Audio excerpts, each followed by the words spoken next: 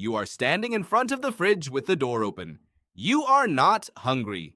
You already know there is nothing new inside, but you keep looking anyway, hoping one more scan will reveal something you missed the first 10 times. This happens with the fridge. It happens with Netflix. It happens with your phone, open to a food delivery app, scrolling through 50 restaurants and choosing none of them. You call this indecisiveness. But the real answer is far stranger. Your brain is not broken. It is running an ancient decision-making system, and that system was never built for the world you are asking it to operate in. For most of human history, choice was rare. You ate what was in season. You lived where your family lived. You worked the trade your parents worked before you. If you counted every major life-altering decision a person made across an entire lifetime, you would run out of fingers before you ran out of decisions to count.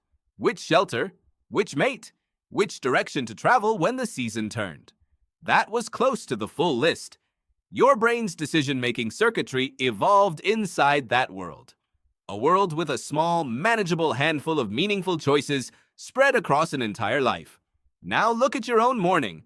Before you have even finished breakfast, you have already made more decisions than your ancestors made in an entire season. Which app to check first? What to wear? What to eat? Which route to take to avoid traffic? Which of 4,000 shows to put on in the background while you get ready?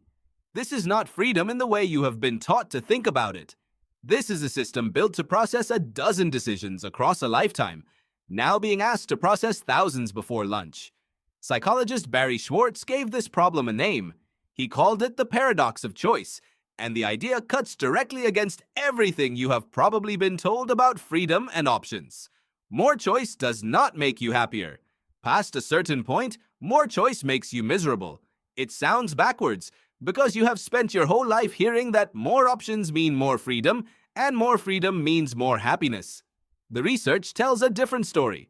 In one of the most cited experiments on this subject, psychologists Sheena Iyengar and Mark Lepper set up a tasting table inside a grocery store. On one day, they displayed 6 flavors of jam. On another day, they displayed 24 flavors. The larger display pulled in far more foot traffic.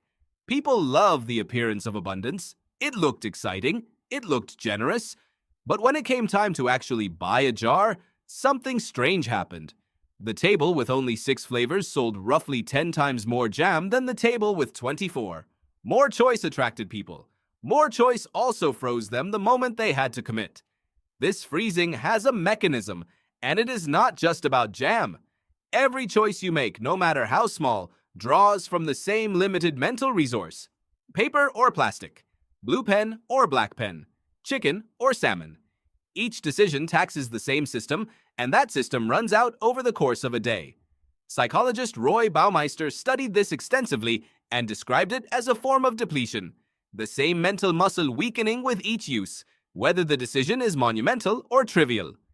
This is why, by the end of a long day, something as simple as choosing what to eat for dinner can suddenly feel unreasonably difficult. It is not the dinner. It is the 100th decision of the day landing on a completely empty tank. There is real-world evidence for this outside the lab, too.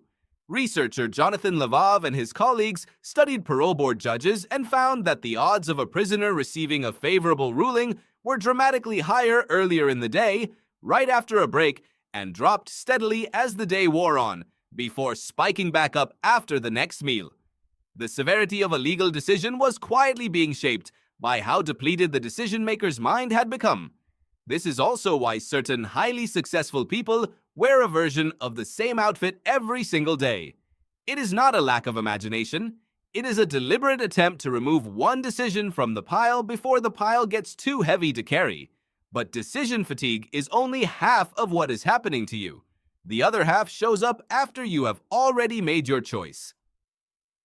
Picture 2 people buying a jacket. The first walks into the first store they find, likes a jacket, and buys it. The second visits 8 different stores, compares 11 different jackets, reads through dozens of reviews, and finally selects what is, by every objective measure, the better jacket. Who do you think ends up more satisfied with what they bought? Logically, it should be the second person. They did the work. They optimized. They walked away with the objectively superior item. But the research consistently shows the opposite. The first person is usually happier with their purchase. Psychologists describe these as two different decision-making styles. Maximizers, who search for the single best possible option every time, and satisficers, who look for something that is good enough and then stop looking. Maximizers, on average, do end up with measurably better outcomes. Higher salaries after a job search, better products after a purchase. And yet maximizers consistently report less satisfaction, more regret, and more anxiety than satisficers, even while holding the better result in their hands. Why would getting the better outcome leave you feeling worse? There are two forces working against you. The first is opportunity cost. Every time you choose one option, you are simultaneously choosing to give up every option you did not pick. With two choices on the table, that felt loss is small and easy to ignore. With 11 choices on the table, you are quietly mourning 10 different paths. Each one you have half convinced yourself might have secretly been the better pick. The more you compared before deciding, the heavier that invisible pile of what-ifs becomes, and it rides along with you even after the decision is made. The second force is expectation. If you spent hours comparing 11 jackets before choosing the one that came out on top, you have quietly built an expectation that this jacket needs to be exceptional. Anything less than exceptional will now feel like a letdown, even if the jacket itself is genuinely good. The person who bought the first jacket they liked never built that expectation in the first place. They are not comparing their jacket to 10 discarded alternatives. They are not comparing it to anything at all. The maximizer, on the other hand, is comparing their real jacket to an imagined, idealized version that never had to survive contact with reality. This is the trap hiding underneath the promise of endless options. More comparison does not lead to more satisfaction. It leads to a higher bar, one that reality is rarely built to clear. Take a moment and consider which one of these sounds more like you. Do you read reviews for 20 minutes before buying something as small as a phone charger? Do you rewatch the same 3 shows over and over because choosing something new suddenly feels like too much effort? Do you leave a decision sitting open for days, waiting to feel completely, perfectly certain before committing to anything? If any of that sounds familiar, you are not uniquely indecisive, and there is nothing wrong with how your mind works. You are simply running a maximizing strategy inside a world that hands you far more raw material to maximize than any human brain in history has ever had to process. So what do you actually do with this? The goal is not to stop caring about your decisions altogether. The goal is learning to notice which decisions actually deserve the maximizing treatment and which ones do not. Choosing a career path, a life partner, or where to put down roots. These are rare, high-stakes decisions, and they can genuinely justify real research and real deliberation. But choosing a toothpaste, a show for tonight, or a restaurant for a casual dinner with a friend? These are low-stakes decisions that your brain keeps mistakenly treating as high-stakes, purely because the number of visible options happens to be large. One practical approach researchers point to is satisficing on purpose. Before you even begin comparing, decide in advance what good enough actually looks like. Not the theoretical best option somewhere out there. A short, specific list of requirements that, once met, mean you stop searching immediately. The jacket needs to fit well, keep you warm, and cost under a number you already have in mind. The moment something meets those 3 conditions, you buy it, and you deliberately stop looking at everything else on the rack.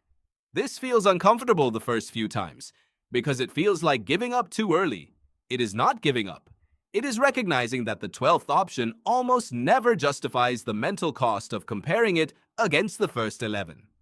Another shift that works is limiting your own inputs before you even begin. Instead of scrolling through every streaming platform hunting for something to watch, pick one platform and give yourself a 5-minute limit. Instead of comparing every single item on a restaurant menu, narrow it down to 2 options before you even open the menu. You are not restricting your freedom by doing this. You are protecting the exact mental resource that meaningful freedom actually depends on. Because here is the part that sounds backwards until you actually sit with it. Constraints do not work against a good decision. Constraints are what make a good decision possible in the first place. A mind facing infinite options does not produce a better choice. It produces paralysis or a choice it regrets almost immediately. A mind facing 2 or 3 reasonable options can actually decide, commit, and move on with the rest of its day. This is not a personal flaw, and it never was. It is a mismatch between an ancient decision-making system built for scarcity and a modern world that floods it with more options than that system was ever designed to sort through. The fridge does not have a better answer waiting quietly inside it. The 24th show on the list is not meaningfully better than the third one you already scrolled past twice. At some point, good enough stops being a compromise you settle for and becomes something closer to the entire point. Your ancestors never had to solve this problem because the world never gave them the chance to. You are the first version of this mind to ever stand in front of so many doors at once. Choosing quickly is not a weakness. It may be the closest thing to wisdom this particular moment in history actually rewards.